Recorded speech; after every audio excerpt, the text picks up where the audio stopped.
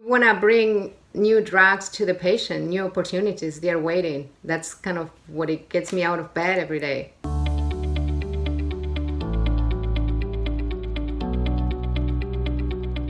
I think I always wanted to be a scientist. As a kid, growing up in Argentina, I was in a small town, so I had opportunities to really play a lot outside with my chemistry kit. Nowadays, inspiration still is throughout the day. I get inspirations in everything I'm doing. I'm always thinking about new challenges and better ways to answer those questions. That's my passion. Right now I'm working in a new technology to produce synthorins. These are really optimized therapeutics.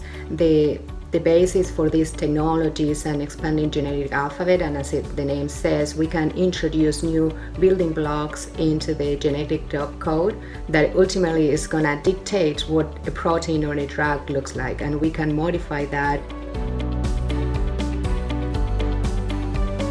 In my lifetime, my goal is that the new technologies allow new therapeutics, improve drugs to really access the patients and improve the success rate of these therapies.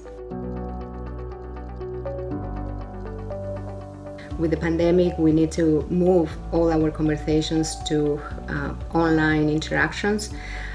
Luckily, we have such an amazing team, so motivated that we kept those conversations and the flow of ideas going.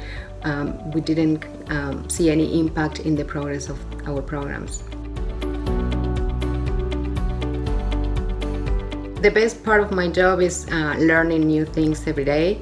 I think working with this novel technology, we're asking cells to do something that has never done before, so there's completely no map for this. We really need to work together and come up with new solutions. This year we started a collaboration with the Sanofi group in Germany, and that has been wonderful. Despite the pandemic situation, there's a fantastic and scientific driven colleagues, very open with their knowledge, and we're working together because at the end of the day, patients are waiting.